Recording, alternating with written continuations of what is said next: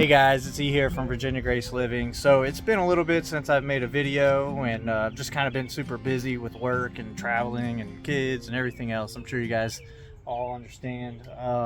But anyway, so I wanted to show you guys a few things today. I've had a lot of questions about the greenhouse that I'm standing in here, some of the different measurements and things like that. Plus I just kind of wanted to give you guys an update of the garden, homestead, and everything, and how things are growing. Alright, so I got my tape measure here. So let's just go ahead and measure the width real quick so you guys get a better idea of kind of what I'm working with here. A little over 8.5 feet wide. So the height, that's what I normally get a lot of questions about. Alright, so for our height from floor to ceiling here, might not be completely centered right there, but that's about 8 feet as well. Let's see. Oh, of course it's gonna fall now, but right at 8 feet right there touching. So a little bit, I'd say, I just call that 8 feet. So it's nice and tall. I mean, I'm fairly short, as you can see, but I have a lot of room overhead here. So plenty of working room in here, right? My heights for the risers here is about 2 feet. The length is 12.5 feet long, so it's 8.5 by 12.5 feet long. And then, you know, I just built this rack. If you guys have any questions about that, let me know. But it's got some hardware cloth. This is made out of 2x3s here, and I just repurposed some old raised bed wood here to make this raised bed. So I'd say that raised bed's probably about 9.5, 10 feet long by about 3 feet wide. And so yeah, but anyhow, while I'm in here, I'll go ahead and look at some of the things we have growing right now. Some really nice and healthy looking potted habaneros and some scotch bonnets right here. Some more habaneros there. I got a mix of orange and red. Also have some indeterminate tomato plants. I'm gonna kind of keep them at a single stem and trellis them from the ceiling, kind of like how I have my cucumbers here growing. So I have these going to climb up this string all the way up, and we're just going to kind of see how that goes. All right, so moving along, I have a few things I'm starting in here right now. Some okra, a couple more peppers that'll be way later season, melons. Got some seedless melons over here that I actually got to germinate, so that'll be fun. So anyhow, we're moving along. I have some determinate hybrid tomatoes here. So these are, I think, Celebrity or Better Boy, which actually Better Boy is indeterminate. So I think I have like 2 Better Boys and the rest of these are Celebrities. And you can see I've already started my Florida weave here. If you have never seen this, I'm gonna actually show you later on this video. I actually have a whole other tomato bed that I need to string up here. So these guys are going kind of bonkers already. They get pretty bushy because they're determinate tomatoes. I do have a couple of indeterminates here that I just popped in here, some heirlooms. And then I got a few peppers growing in here. Got a cayenne, some poblano, bell pepper, jalapeno, you know, that type of thing. And I actually run the Florida weave on these as well. You can kind of tell that this one needs to be supported. It's getting kind of long and lanky, and so I use 4-foot U-posts on these, and then I go ahead and string those up as well. So for those of you that missed the greenhouse build video, I'll put a link in the description. You can go ahead and see it. But man, it's been really great. I've really enjoyed having this greenhouse. It's nothing super fancy, but it works really well for me, and I was able to do it for around 400 bucks.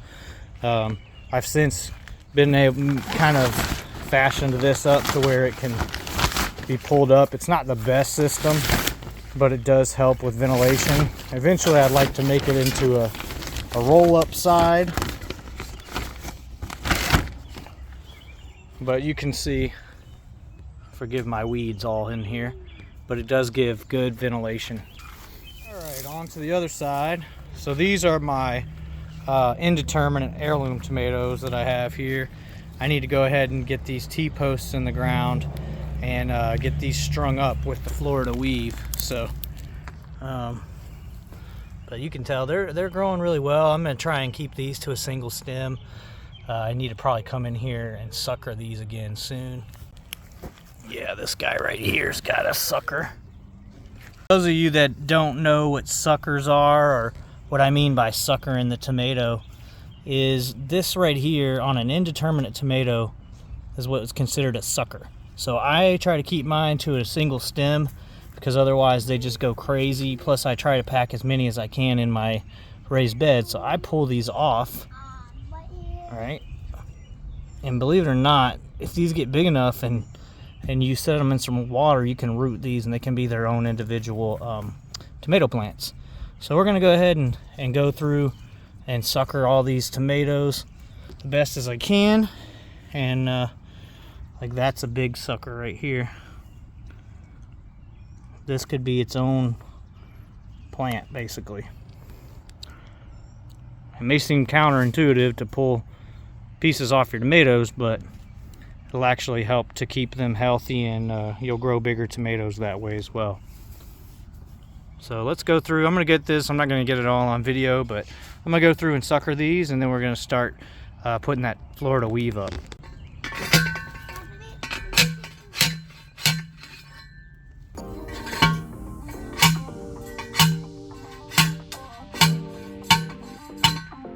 So this is the tomato weave. I use I guess you could say the twine I use anyhow. Agricultural twine comes in a giant roll. I think it's like 3,600 feet for like 20 bucks. So you can kind of see the roll there.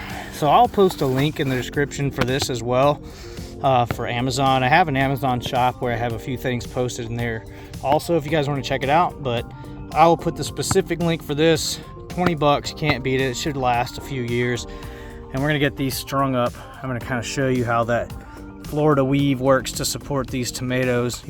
All right, so we're gonna get started on that Florida weave. If you have any questions during the video, make sure you leave a comment because I do check them and I do respond as best I can. So we're gonna get started with this agricultural twine right here. 20 bucks on Amazon, you can't beat it. Lasts a long time, so. All right, so I'm gonna go ahead and start out right here. We're just gonna kind of tie a simple knot.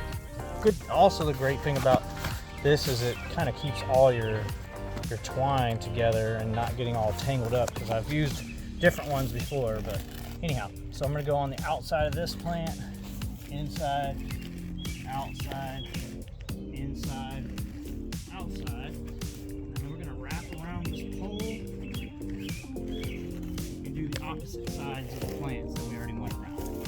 So that's why they call it weave. Let's see, actually, been weaved, unbeweavable. All right, I'm gonna pull it tight, but not crazy tight. But you want it tight enough to where these plants are gonna be supported by it. So get that pretty tight, and then kind of tie it off however you want.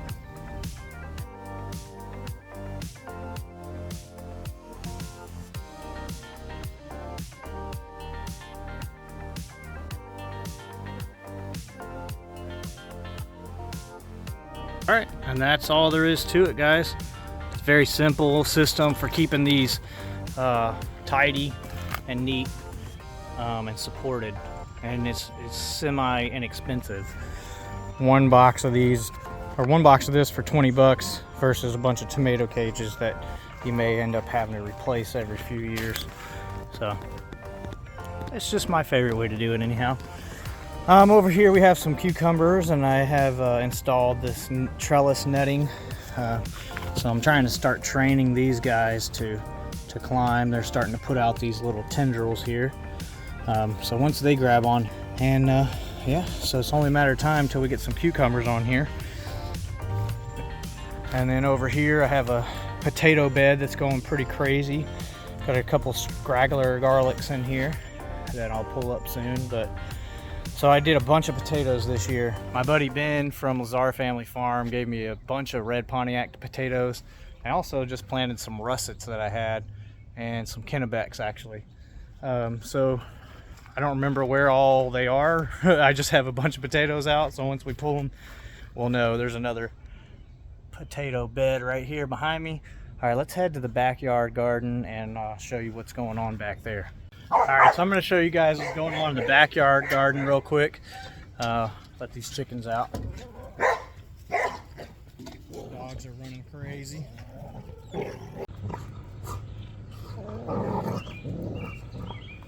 I think we got a broody one in here. Oh yeah, Bertha sitting on eggs, being broody. All right, so you guys have to forgive me. My weeding has not been that great this year. I got a whole volunteer tomato plant growing out of the ground right here. It looks pretty healthy though. I'm just gonna leave it, see what it does. But anyhow, going into my backyard garden, have this fenced off because of the chickens. But it's looking pretty decent back here. Get this closed up so these guys don't come in. All right, so another row of potatoes, and these potatoes are looking very lush. So they should be doing really good. We should get some nice production off of these. I always have a sunflower that likes to just kind of pop up right here too. This is a volunteer seed, I guess, from last year.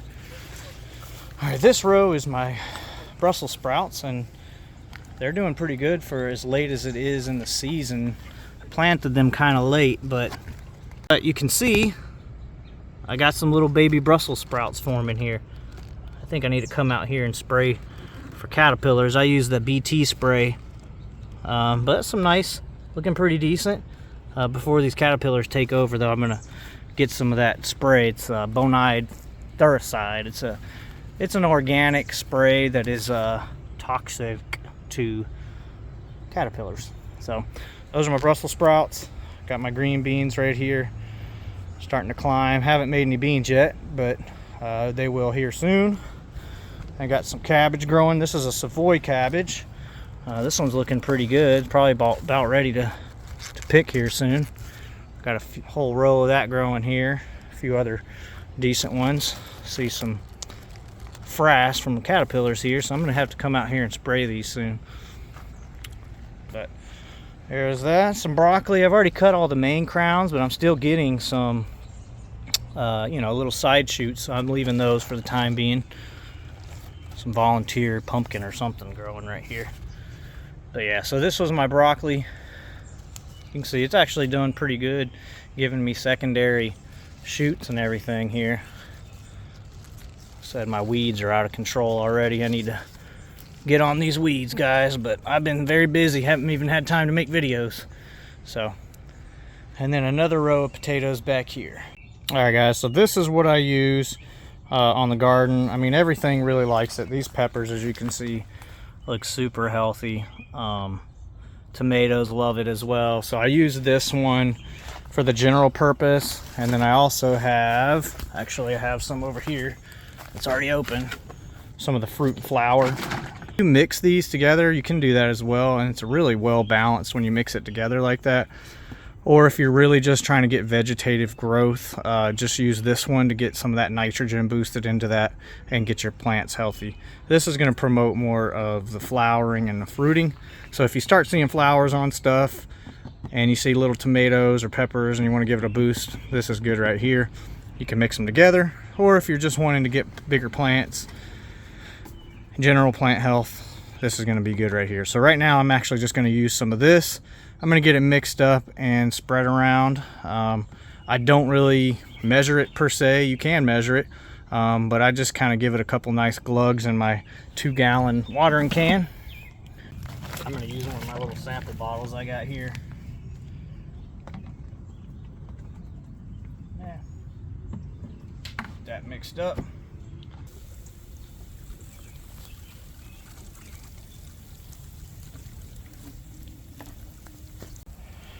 I like to go ahead and kind of just water that in a little bit, get off whatever fertilizer may have landed on the leaves.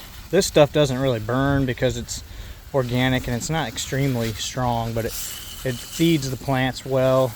It improves your soil biology. It's just a really good organic fertilizer.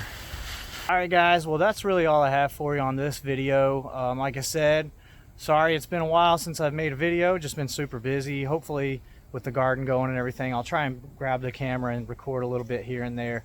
I've done some things here and there on the garden where I haven't really recorded, but you know, life gets busy. So give me a thumbs up if you like the video. Go ahead and hit the subscribe button if you want to see more content like this, and the notification bell. And like I said, check out the links in the description if there's something that you watched in this video or saw in this video that you feel like you know, I could use that or whatever. You have any questions, always leave a comment. And if I missed anything with the greenhouse and you had a question I didn't answer, go ahead and leave that comment as well, and I'll address it in the next video. As always, guys, thanks for watching, and God bless. Goodbye.